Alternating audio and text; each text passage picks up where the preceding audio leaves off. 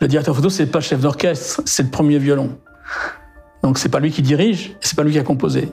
Mais ça va être le principal instrument de ce qu'on va entendre. Moi, j'ai essayé de ne pas avoir de style, d'avoir le style du film. Et on sait en plus de ça qu'un réalisateur, il a ses goûts à lui, donc il faut qu'on aille vers ça, quoi. Parce que de toute façon, il y a une commande, hein, il y a un patron. Et le patron, c'est le metteur en scène.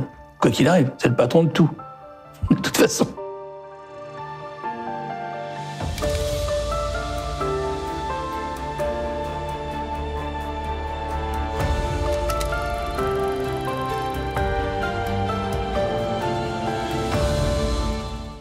Bonjour et bienvenue dans l'émission Parole à l'œuvre. Il est un acteur et dorénavant une mémoire du cinéma depuis ses débuts comme chef opérateur en 1965 jusqu'à aujourd'hui. Il a travaillé avec Jacques Doyon, Serge Moati, Gérard Jugnot, Bertrand Blier, Josiane Malasco, Tony Marshall, Claude Lelouch, Fanny Ardant ou Bernard Stora.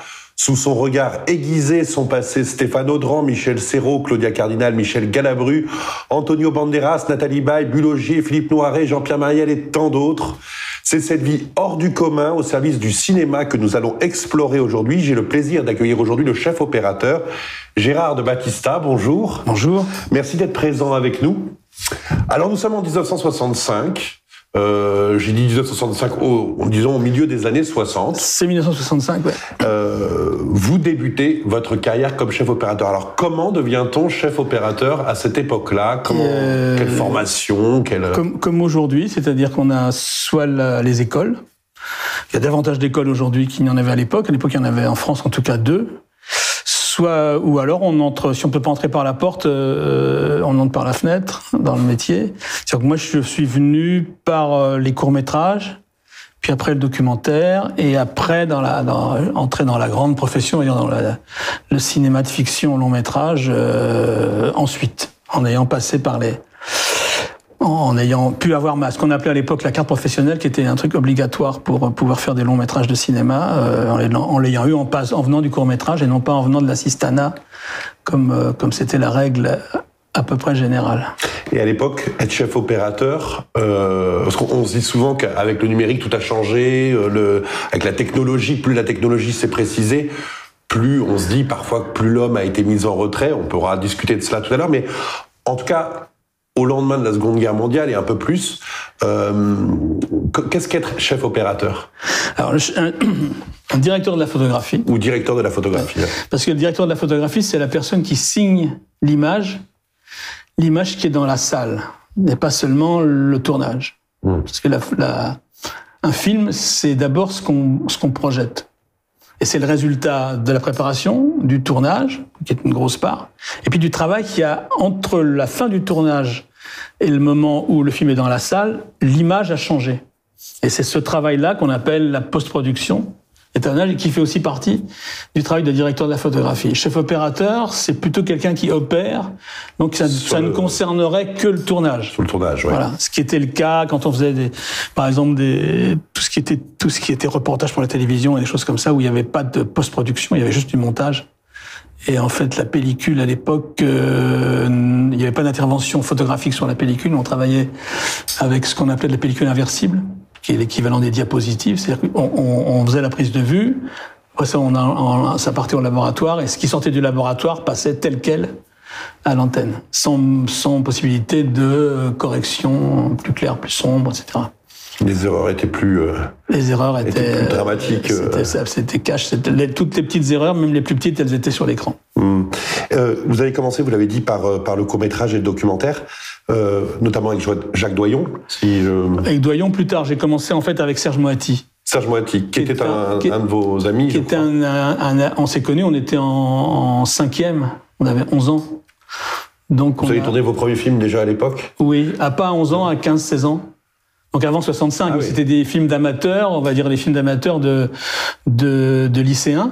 Et puis il s'est trouvé qu'on a pu faire notre service national ensemble pour le ministère de la Coopération. On était tous les deux coopérants. On a été envoyés pendant un an et quelques, un an et demi presque, au Niger. Et on avait une commande de films pour à la fois le gouvernement nigérien et le gouvernement français. On avait des films à faire sur des films de développement, sur l'exploitation, le forage de puits en zone nomade, et les coopératives de commercialisation du riz. C'est juste des choses comme ça qu'on devait faire. On avait 1 an et demi pour fabriquer tout ça. Et le fait que ce soit ça à Niamey, c'est une importance énorme parce que Niamey, c'était la ville où vivait Jean Rouch. Ah. Le cinéma et donc, évidemment, tout le monde se connaissait parce que c'était une ville, la partie, enfin, le petit milieu cinéaste, en tout cas, était très, très, très, très étroit. Et ça m'a mis en contact avec Jean Rouch et ça a été, d'une part, la carrière qu'a fait Serge après, plus, et Jean Rouch et les gens qu'on a pu connaître comme ça, m'ont ouvert beaucoup de portes par la suite. Dans le rapport à l'image au fil des années, est-ce que, déjà, il y a une vraie différence entre le documentaire et la fiction, dans le travail même de l'image? En fait, non. Il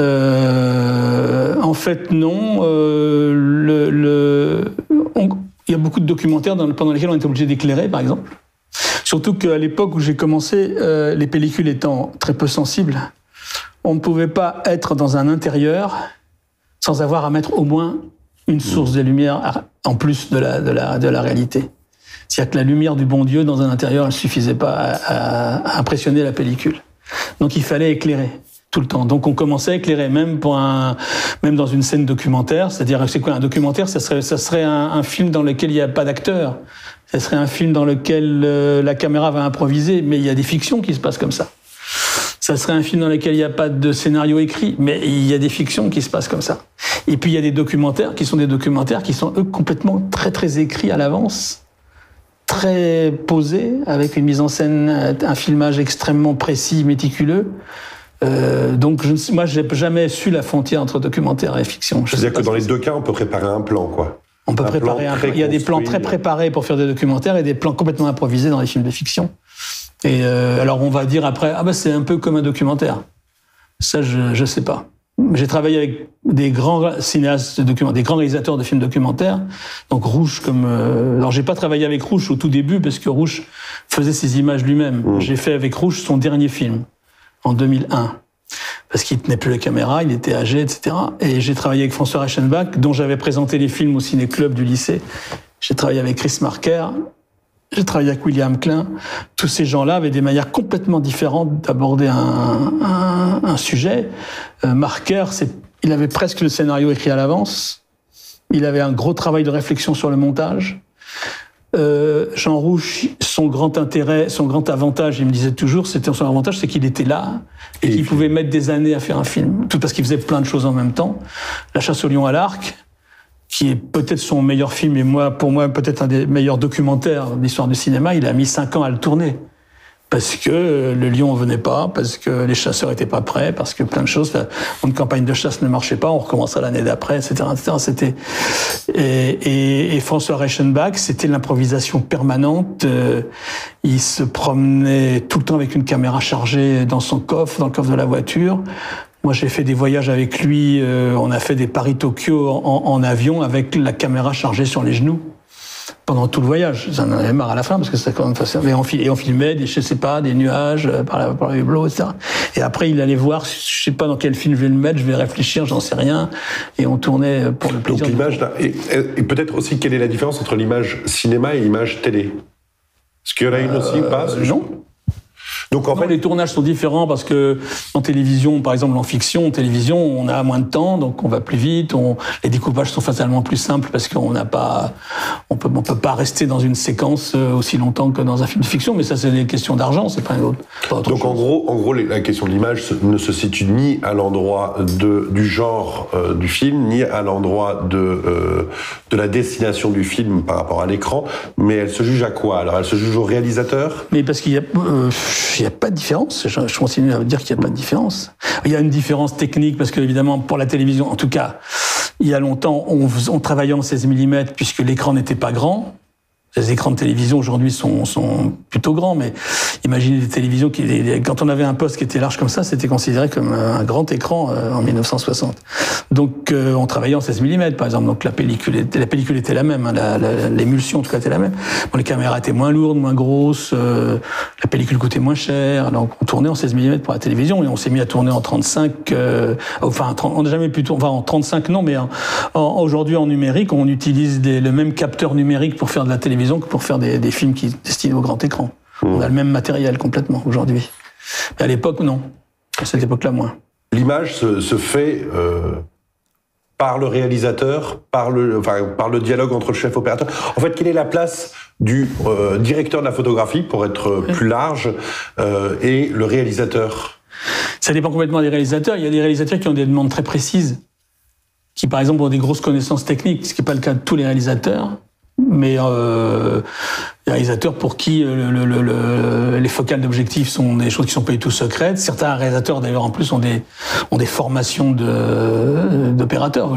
Claude Lelouch, il était caméraman avant de devenir réalisateur. Donc Claude Lelouch, il a un dialogue avec son directeur de la photo qui est complètement technique. Il connaît les caméras, il connaît les objectifs, etc. Ce qui n'est pas forcément le cas d'un réalisateur qui vient par exemple, qui est comédien.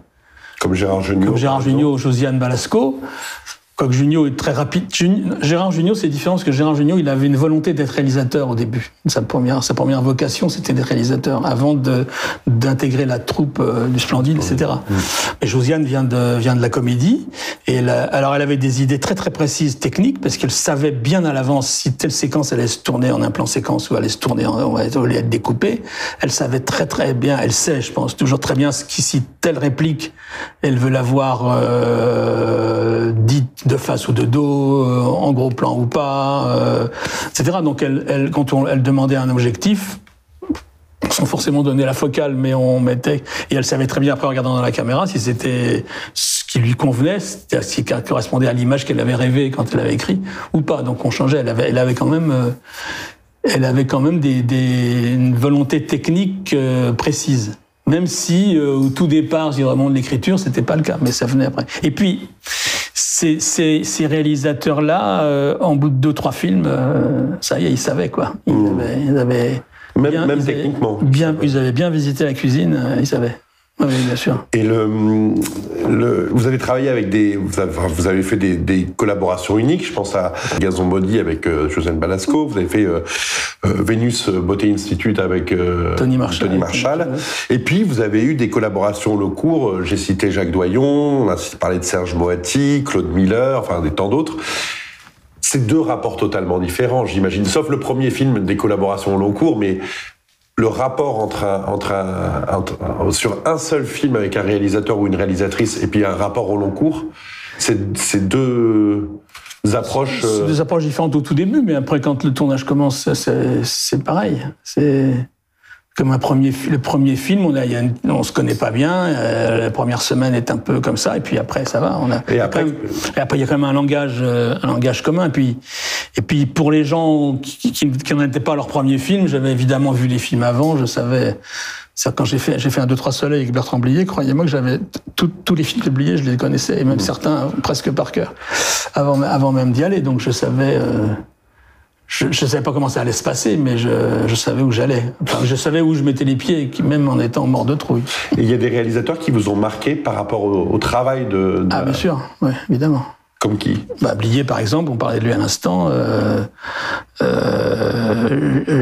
Jugnot dans le travail sur la direction d'acteur et puis la façon très précise qu'il savait sur une prise, il savait si ça allait marcher ou pas en termes de rythme d'acteur, en termes de jeu. Moi, je voyais pour la première fois dans ma carrière, à ce moment-là, je voyais quelqu'un aller dire 3 mots aux acteurs et la prise d'après n'était pas la même. Il avait fait bouger un peu... Et je savais ce qu'il allait en dire. Claude Miller, c'était très différent, parce que Claude Miller, c'était un grand directeur d'acteurs, mais je suis incapable de dire comment il faisait, parce qu'il allait leur parler à l'oreille. Donc je ne sais pas ce qu'il leur disait. Oui. Oui, à la fin de chaque prise, même sur Thérèse Esquerou, il avait un peu plus de mal à se déplacer, parce qu'il était malade. C'est son dernier film. C'est son dernier film. À la fin de chaque prise, en général, il se levait Et il allait les voir, il leur disait quelque chose que l'équipe n'entendait pas. Et on voyait d'ailleurs la prise d'après qu'en effet, il avait dit quelque chose. Mais voilà. Et puis, ce qu'ils peuvent dire, Blier, c'était extrêmement précis, très répété à l'avance, sûrement. Beaucoup de plans de Trois Soleils étaient des plans très compliqués techniquement, donc avec des demandes très précises, il était capable de se mettre à la caméra pour préparer un plan, y compris en installant des plans qui allaient être très compliqués à fabriquer. Et alors après, il allait travailler avec les acteurs, et ça, on avait suffisamment de travail nous pour mettre en place ce qu'il avait demandé pour que je suive pas vraiment ce qui se passait avec les acteurs.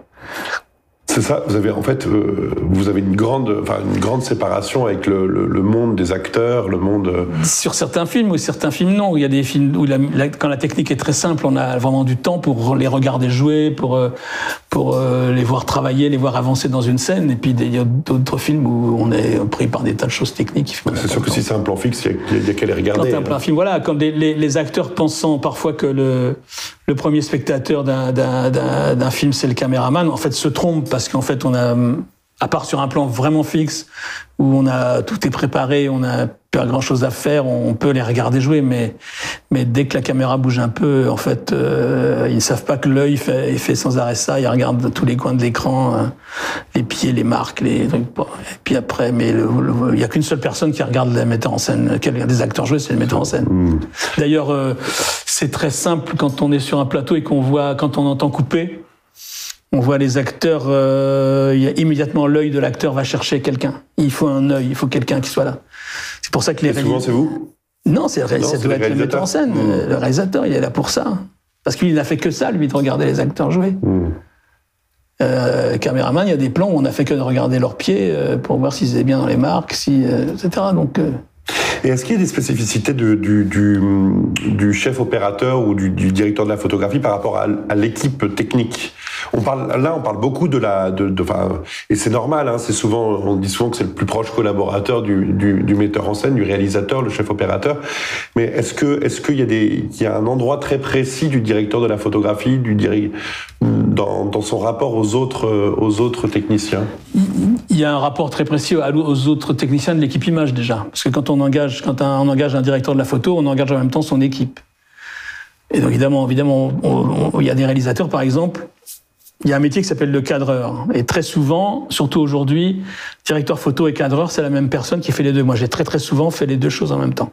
Mais en imaginant sur des films très lourds, avec un énorme travail de direction de photo, d'éclairage, et si en même temps les plans sont très compliqués à exécuter du point de vue humain, c'est mieux d'avoir un directeur photo et un cadreur. Le cadreur travaille très près de la mise en scène, dans la fabrication des plans. Le directeur photo travaille très près de la mise en scène, souvent en amont, pour parler de l'ambiance lumineuse du film, de la photographie, du style, etc. Et ça se fait souvent avant le début du tournage. Et ça va impliquer, de la part du directeur de la photo, ça va l'aider à fabriquer sa préparation, qui est souvent le type de projecteur qu'on va utiliser, le type de pellicule à l'époque qu'on allait utiliser, ce qu'on allait dire au chef décorateur pour arriver à aller dans le style qu'a défini le réalisateur. Mais sur le plateau même, évidemment, le cadreur, c'est quelqu'un de très important, parce que c'est avec lui que se fabriquent les plans. En fait, je dis toujours, un réalisateur, il a comme principaux collaborateurs techniques sur le tournage, le cadreur, la script, et puis le premier assistant en mise en scène, et puis voilà, c'est avec eux qui fabriquent les plans. Le directeur photo, parfois, il y a des directeurs photo qui mettent pas l'œil à la caméra, par exemple, qui éclairent sans forcément regarder. Ah ouais ? Dans la caméra, non, bien sûr. Surtout aujourd'hui, avec les écrans, on regarde l'écran, puis voilà. On laisse le cadreur faire ce qu'il a à faire. Oui, moi, j'ai connu des directeurs photo qui venaient comme cadreur. J'ai travaillé comme cadreur avec des directeurs de la photo qui venaient pas... Ils venaient même pas vérifier l'image. Ils venaient pas trop regarder, si. Ils venaient à côté de la caméra, ils regardaient, ils disaient, t'es cadré comment ? Je coupe là, ok. Ça leur suffisait, certains. Ce qui les intéressait, c'était vraiment la lumière, oui. Et puis Il y a eu une époque très lointaine où regarder dans la caméra, c'était compliqué. Quand on travaillait avec des caméras où on avait ce qu'on appelait la visée à travers pellicule, le caméraman, il était dans une atmosphère très sombre. C'est-à-dire que, comme on voyait très mal dans la caméra, Si vous voyez des vieilles photos de tournage, je dis ça avant la guerre, avant, dans les années 30, on tournait avec des films noir et blanc, parce qu'en couleur c'était impossible, à travers la pellicule. C'est-à-dire qu'ils voyaient très mal. Donc ils avaient soit un voile noir sur la caméra et le caméraman à l'arrière, comme ça, et quand ils retiraient le voile noir, ils mettaient des lunettes, comme des lunettes de soleil ou des lunettes de soudeur très sombres, pour que l'œil soit tout le temps dans l'obscurité. Et donc dans ces cas-là, personne d'autre qu'eux ne venait regarder dans la caméra. Puisqu'on avait du mal à... Donc il fallait donc qu'on explique le cadre, je veux qu'il soit coupé là, avec tel type d'objectif, etc. Mais ça remonte à très très loin. Et la dernière partie de ce triptyque, la réalisateur, tournage, le chef, le directeur de la photographie va en post-production, va voir ce qui se passe. Qu'est-ce qui se passe à ce moment-là pour lui? Là où il intervient beaucoup, c'est ce qu'on appelle l'étalonnage. C'est-à-dire qu'à partir de l'image qui a été captée, soit sur la pellicule négative, à l'époque négative, soit ce qui a été inscrit à travers le capteur de la caméra, sur les caméras numériques, et qui est donc mis en mémoire dans les disques durs où l'image est conservée. À partir de là, on va fabriquer l'image qu'on va montrer au public. Donc on est dans une salle de projection avec donc l'image qui passe sur un écran. Et il y a un technicien qui est là avec ce qu'on appelle un étalonneur et qui a devant lui un grand tableau de commande qui commande tout ce qui va se passer sur l'image, c'est-à-dire on va la faire plus claire, plus sombre, amener une dominante de couleur, faire ressortir une partie de l'image plutôt qu'une autre. Voilà, ça c'est ce travail d'étalonnage. C'est long. Sur un long métrage, on reparlait de Thérèse Desquerroux, l'étalonnage de Thérèse Desquerroux, ça durait 4 semaines, quoi, pratiquement un mois. Pour un tournage de combien de temps? Pour un film d'1 heure et demie. Que le tournage était long ou pas, je crois que le tournage ça devait être 9 semaines, enfin une durée à peu près classique d'un film d'1 heure et demie. Il y a eu aussi la direction des effets spéciaux. Il fallait un peu vérifier les effets spéciaux. Il y a dans Thérèse Desquerroux, il y a des scènes d'incendie de forêt. On tournait dans les Landes au mois de septembre. Il est hors de question de mettre le feu. Donc tout le feu, tous les incendies qu'on voit sont faux. Donc c'est de la travail de post-production qu'il fallait contrôler pour l'intégrer à l'image du film. Donc des choses comme ça, puis des incrustations dans les fenêtres. Voilà. Maintenant, les effets spéciaux, c'est un truc quasiment courant. On fait pratiquement plus de scènes de voiture en caméra travelling. On fait très souvent ce qu'on voit dans les fenêtres des appartements. C'est souvent filmé avec un fond vert et on va incruster des paysages derrière, etc. Donc, faut surveiller. Tout ça doit être contrôlé, évidemment. Justement, ça m'amène à la question suivante. Naturellement, vous y avez déjà un peu répondu, mais depuis 1965, quelles sont les évolutions majeures que vous avez pu voir et puis qui ont vraiment changé votre pratique à vous, qui vous ont vraiment fait basculer j'imagine l'arrivée du numérique. Il y a eu même avant ça, il y a eu tous les progrès techniques qui ont été d'abord la pellicule de plus en plus sensible, qui fait qu'on a pu très rapidement commencer à éclairer moins. On avait des pellicules plus sensibles se rapprochant de la sensibilité de l'œil. Aujourd'hui, beaucoup de capteurs numériques sont plus sensibles que l'œil. On voit la caméra parfois voit des choses que l'œil ne voit pas. Mais avant, il y a eu cette évolution-là. Il y a eu des évolutions de caméras, c'est-à-dire les caméras de moins en moins lourdes. En 1965, quand on voulait faire du son avec une caméra, les caméras étaient lourdes puisqu'il fallait insonoriser, il fallait pas qu'on les entende. Or, le bruit de la pellicule fait beaucoup de bruit en passant dans la caméra. Donc, il fallait fabriquer. On mettait la caméra dans une espèce d'enveloppe. Et le matériau qui insonorise le mieux, c'est le plomb. Donc, évidemment, ça faisait des caméras. Si vous voyez des photos, par exemple, le fameux le premier plan du Mépris de Jean-Luc Godard, on voit arriver le directeur de la photo de l'époque, qui est Raoul Coutard en personne, qui est pour Raoul Coutard dans le monde de la prise de vue, c'est une espèce de pape, c'est un type très très important dans l'histoire de la photographie, de cinéma, et donc on voit Raoul Coutard arriver derrière une grosse caméra, que moi mon rêve c'était d'avoir une caméra comme ça. Bon, cette caméra elle pesait 60 kilos. C'était une caméra américaine qui s'appelait Mitchell. Et donc on ne pouvait pas tourner sonore avec une caméra portée. Les films comme À bout de souffle, tout ça, sont tournés avec des caméras à l'épaule, mais c'était des caméras qui faisaient beaucoup de bruit quand elles tournaient, donc tout le son est doublé et fait après. Donc il y a eu des progrès dans les doublages, qui fait qu'on a pu facilement faire des films avec des caméras comme ça, qui étaient des caméras de reportage. Raoul Coutard venait du reportage et il a apporté sa technique de reportage pour faire de la fiction. C'est pour ça que je vous dis que le lien est là. Il y a eu ça. Il y a eu donc un beau jour, on a fabriqué des caméras avec lesquelles on pouvait faire du son et qui ne pesaient plus 60 kilos. Qui pesait une dizaine de kilos, donc qui était portable. Donc ça, c'était une évolution très importante. aussi bien en 35 mm qu'en 16 mm. D'abord en 16, puis quelques années plus tard en 35. Il y a eu ça. Il y a eu la généralisation de la couleur. Moi, quand j'ai tout à fait, les premiers courts-métrages que j'ai fait, c'était du noir et blanc.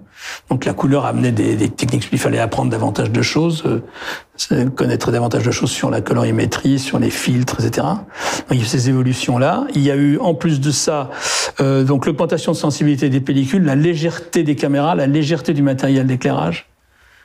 Quand on voit les LED aujourd'hui, ça consomme rien comme électricité. Et donc c'est léger, ça peut se brancher n'importe où, ce qui n'était pas le cas avant. On travaillait avec des projecteurs qui étaient lourds, qui consommaient beaucoup, donc on ne pouvait pas se brancher partout. On arrivait dans un décor, il fallait avoir une alimentation à part, il y avait des groupes électrogènes, etc., etc. Tout ça, ça a contribué à alléger. Puis le numérique, qui a apporté le fait qu'on a eu des capteurs. Il y a maintenant des capteurs qui sont extrêmement sensibles. Donc on n'a plus besoin techniquement d'éclairer. Aujourd'hui, si on éclaire un film, c'est pour des raisons essentiellement artistiques, c'est pas forcément pour des raisons techniques, c'est pas pour voir. Il n'y a plus besoin de compenser. Il n'y a plus besoin de. Si quand on doit se battre contre le soleil, c'est pareil. Ah oui. C'est comme avant. Ça n'a rien changé. Sauf que les projecteurs, le temps est changeant. Les projecteurs qu'on utilise pour se battre contre le soleil sont des projecteurs beaucoup moins gros, moins lourds, moins tout ça que ceux qu'on avait, que les arcs de l'époque. Donc on a eu ça, puis on a eu des caméras beaucoup plus légères, parce que dans une caméra numérique, il n'y a pas de moteur, il y a pas de, c'est pas lourd, il y a pas de mouvement. Les batteries sont des toutes petites batteries, alors que avant c'était les premières caméras portables en pellicule, la batterie n'était pas incorporée, c'était impossible de la mettre, on l'avait en plus en bandoulière ou autour de la taille, etc. Donc, tout ça, ça a fait que d'abord en plus on a pu le métier est devenu accessible à beaucoup plus de gens. C'était plus la peine d'être un peu haltérophile pour porter une caméra. Oui, parce qu'on passait la journée entière avec une caméra de 10, exactement 10, comme ça que j'imaginais. 10 à 12 kilos. Oui, ça pesait. C'est la bonne image. Voilà, la caméra vous avez tout le monde a vu des photos de tournage de Claude Lelouch avec cette caméra noire qui était comme ça, qui était une caméra qui faisait une dizaine de kilos, avec laquelle on faisait le maximum de pellicules qu'on mettait là-dedans, c'était 4 minutes. Donc, au bout de 4 minutes, il fallait couper, recharger, mettre un autre truc. Et ça pesait 10 à 12 kilos. Quand on passait la journée entière avec ça, c'était très, très fatigant. Donc, ça limitait un peu aussi, en même temps, le genre de caméraman qu'on pouvait avoir. Il fallait avoir des gens qui fassent physiquement. Et aujourd'hui, quand vous voyez les films tels qu'ils se font aujourd'hui, la nouvelle génération qui arrive, est-ce que vous voyez aussi de nouveaux basculements? Enfin, quelles sont les évolutions que vous voyez, ou quelles sont les tendances que vous... Je trouve que toutes ces choses techniques ont amené quelque chose de formidable, qui est que le créateur se retrouve beaucoup plus libre qu'avant. Dès l'écriture, il y a, 40 ou 50 ans, un réalisateur ou un scénariste qui commençait par écrire en haut de la page de la séquence à venir, extérieur nuit, il savait qu'il allait avoir des ennuis avec le producteur. Aujourd'hui, on sort une caméra, on tourne on n'a plus cette limite-là. Ça, c'est un petit exemple. Donc, une grande liberté. On sait qu'on va pouvoir tourner à peu près partout, n'importe comment. Si on a envie de faire un plan qui dure 10 minutes, un quart d'heure, on peut, sans couper. On peut refaire des prises tout le temps. Les comédiens peuvent un peu plus chercher, travailler, improviser. On montera. On ne coupe pas toutes les 3 ou 4 minutes. On peut tourner 1 heure de suite sans couper si on a envie d'enchaîner les prises. Vous savez, souvent, on se rend compte que on vient de faire une prise, elle est pas mal, mais on sait que la suivante va être bien, donc on se remet en place. À ce moment-là, l'assistant opérateur disait attendez, il faut recharger, donc on remet la pellicule, ça prenait 2-3 minutes, etc. Alors que l'acteur était chaud, et quand on lance le nouveau clap, la tension est retombée, c'est moins bien, etc. Ça, j'ai vu ça. On gâche plus de pellicule. Non, on gâche plus de pellicule, et puis surtout, c'est que si ce qu'on a fait n'est pas bien et qu'on sait qu'on s'en servira pas, on efface. Sauf qu'il était évidemment impensable à l'époque. La pellicule, elle était impressionnée, c'était fini. On pouvait la jeter, pas l'emmener à développer, mais enfin, voilà, ça allait quand même. Donc tout ça, c'est très bien, et ça veut dire que il y a une plus grande liberté, une plus grande responsabilité en même temps pour les auteurs. Ça veut dire qu'il n'y a plus d'excuses de dire j'ai pas pu tourner parce que techniquement, etc. Non, c'est fini ça. Le roi est nu, comme on dit. C'est-à-dire qu'il faut... alors donc je trouve ça très bien pour ça, y compris d'ailleurs pour les chefs opérateurs, le fait de dire je peux ne pas éclairer, et parfois il y a des scènes où il ne faut pas éclairer, et que c'est très très bien comme ça. La lumière, elle est très bien, elle est magiquement très bien. Là où on va amener de la technique, c'est si on se sert beaucoup de la lumière naturelle, et comme la lumière naturelle, elle change du matin au soir, parce que le soleil bouge, et que si on a besoin d'introduire là-dedans une continuité d'image, et qu'il faut que la caméra au même endroit du matin au soir, on doit avoir dans un intérieur la même lumière, il faut intervenir parce que le bon Dieu ne va pas vous donner la même lumière du matin au soir au même endroit. Ça change tout le temps. Donc là, à ce moment-là, là, c'est coup, la technique redevient importante. Est-ce qu'on peut dire, c'est un peu la question conclusive, mais est-ce qu'on peut dire qu'un directeur photo a une identité propre dans son travail, ou au contraire, la beauté du travail du directeur de la photo, c'est de pouvoir ne pas être reconnu d'un film à l'autre, tellement il travaille en corrélation avec le réalisateur? C'est l'idéal. C'est que le directeur de la photo, si on veut faire une comparaison avec un orchestre, le directeur photo, c'est pas le chef d'orchestre, c'est le premier violon. Donc c'est pas lui qui dirige, c'est pas lui qui a composé. Mais ça va être le principal instrument de ce qu'on va entendre. Mais donc son jeu doit être parfait en tant que tel, mais en même temps correspondre vraiment à la direction. Et évidemment, il y a un style. Je dis pas qu'on reconnaît, parce que moi j'ai essayé de ne pas avoir de style, de pouvoir avoir le style. Non, d'avoir le style du film. C'est-à-dire que c'est évident d'abord qu'on va pas faire on va pas écrire un film policier comme une comédie. Et et on sait en plus de ça qu'un réalisateur, il a ses goûts à lui, donc il faut qu'on aille vers ça, quoi. Je veux dire, il y a des réalisateurs qui vous disent, moi je veux voir les yeux des acteurs tout le temps, même en pleine nuit, je veux voir les yeux des acteurs. Et puis il y a des réalisateurs qui disent, surtout pas, il faut laisser de la pénombre, etc. Bon, et on doit faire ça, quoi. On doit obéir à ça, puisque de toute façon il y a une commande, hein, il y a un patron, et le patron c'est le metteur en scène. Quoi qu'il arrive, c'est le patron de tout. De toute façon. Il est jusqu'à la fin du montage. Et ma dernière question, ça portera sur le cinéma, sur la place du cinéma aujourd'hui, parce que, évidemment, avec la période que nous venons de vivre, avec la fermeture des salles, l'arrêt des tournages, etc., le milieu du cinéma a beaucoup souffert. Quelle est la place du cinéma pour vous aujourd'hui? Je suis sûr que le cinéma, ça se voit dans les salles. Les frères Lumière n'ont pas inventé la caméra. Ils ont inventé le cinématographe. Et le cinématographe, c'était une boîte en bois, grosse comme ça, qui était à la fois caméra, tireuse et projecteur. Et la date dont on se souvient quand on parle de l'invention du cinéma, c'est pas la date de la première prise de vue, c'est la date de la première projection. Tout le monde se rappelle, décembre 1895, la projection de l'entrée d'un train en gare de la Ciotat, où les spectateurs ont quitté la salle, ils avaient peur que le train leur arrive. Ça, c'est ça l'événement. L'événement, c'est pas d'avoir mis la caméra sur un quai de gare, c'est de l'avoir projeté dans une salle à Paris. Et donc, le cinématographe, c'est ça. Donc, ce qui est important, c'est la salle. C'est d'arriver, de s'asseoir à côté de gens qu'on ne connaît pas, et en même temps qu'eux, de rire, de pleurer, d'avoir peur, et d'être content. Et c'est le spectacle, ça. C'est ça le cinéma. Après, on peut regarder des images et consommer des images de mille manières. On peut faire ça avec un téléphone portable, sur un écran de télé, etc. Mais il faut bien comprendre que le cinéma en tant que tel, c'est d'abord d'abord quand on dit je vais au cinéma, ça veut dire que je veux une salle. Et puis un film, c'est pas de la pellicule vierge, c'est pas ça, c'est ce qu'on va voir à la fin. Un film, c'est un film fini, terminé, qu'on montre. Donc voilà, tant qu'on est... Et d'ailleurs, je pense que, je ne sais pas, je connais pas bien les chiffres là, mais j'ai pas l'impression que ça continue à dégringoler la fréquentation. Je crois que là, depuis ces derniers temps, ça remonte un peu, il y a à nouveau des gens dans les salles. Pour vous, le cinéma mourra jamais? Non, parce que ce qu'on partage avec avec un public, avec le public à côté de vous, ça c'est pas... Vous n'avez pas partagé ça avec les gens de votre famille dans votre salon, même s'il y a pas mal de monde, il y a quelque chose de mystérieux, formidable dans l'obscurité se fait, l'écran s'allume. Vous avez toujours plaisir à y aller? Oui. J'y allais souvent? J'y vais pas souvent parce que maintenant j'ai une vie où je suis à moitié passe mon temps entre Paris et puis un tout petit village dans l'Hérault où là d'un seul coup le cinéma est loin et c'est plus compliqué. Mais j'essaye quand même quand je vois des films à la télévision d'éteindre les lumières et de faire comme si j'étais au cinéma. Et je me force à ne pas me lever. Je me force à pas être en train de regarder la télévision. Je suis en train de regarder un film, je suis pas en train de regarder la télévision, même si c'est un film à la télévision.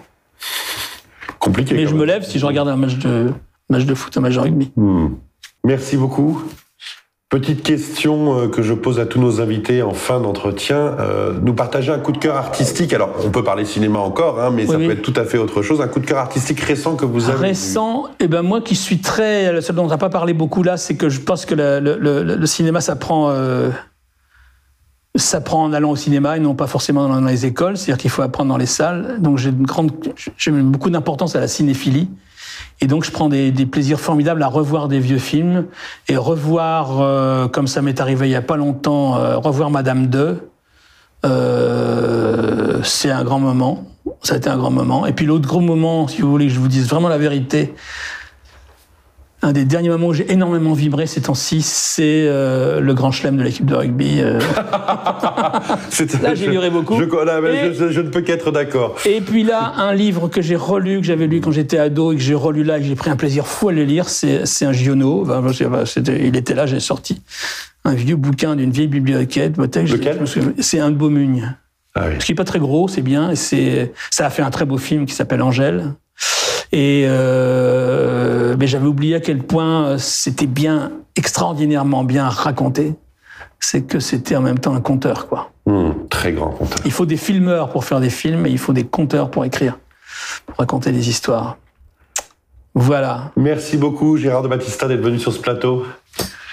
Merci à vous d'avoir suivi cette émission. Nous vous invitons évidemment à nous soutenir. Nous sommes un média indépendant, donc tous les soutiens sont bons à prendre. C'est un simple clic pour vous. Pour nous, c'est un grand appui pour pouvoir continuer nos émissions, inviter des personnalités passionnantes à venir nous parler de leur métier, de leur passion.